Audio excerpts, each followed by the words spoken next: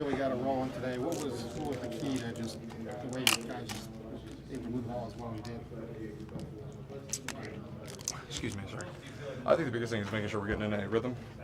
I mean, offense, especially when you're playing offense, you have to build momentum. So once you build momentum, coaches are calling the right things, the right formations, getting in plays that work for us and work for the offense, and that's what you see a product of today.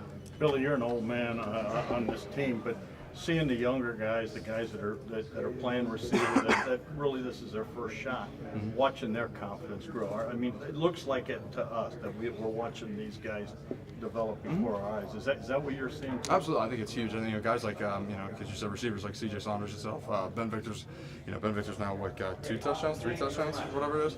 Guys like that, and I think there's a lot of confidence that builds within them, that builds with the offense as well. Because if you know a guy, you can plug a guy in, whoever the case may be, C.J., Ben.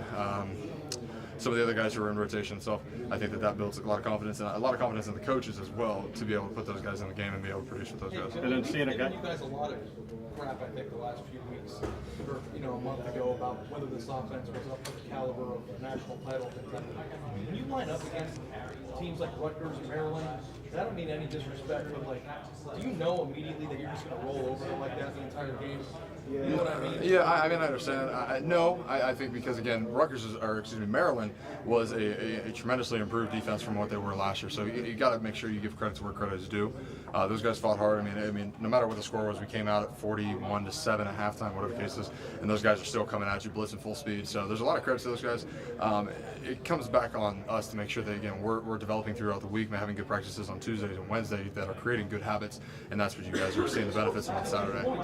What's that? Scored 62 points. Yeah, we did. Not be stopped the entire game. Yeah, and we left a lot out there. I mean, there's a lot of development that still needs to happen, especially on the offensive line. Missed a couple things today. Obviously with Brandon Bowen going down, it creates a new battle for itself. So again, just continue to build confidence in this offense, and I know the coaches are, looking forward to each week's new challenge. Can you plug and play with Matt now? Matt came in and performed very well today. A guy who we always say you never know when your number is going to be called, so you got to make sure you prepare. So Matt prepared very, very well during the week. Coming back off that foot injury that he had, so you got to be very, very happy, very proud of him. The steps that he's taking, and where he's come from, where he's going, and again, still the places that he has to go. So as an offensive line, we absolutely have to continue to grow. That game experience that Bowen had, that's irreplaceable. Even last year's game experience and him coming in, taking that time. So with Matt, again, just continue to grow, and I think we'll be good. I know how close you guys are to the unit to see somebody go down with, I guess, 2 fractures.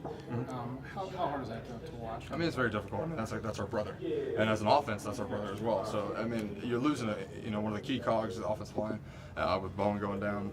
We're gonna bounce back. We'll be fine.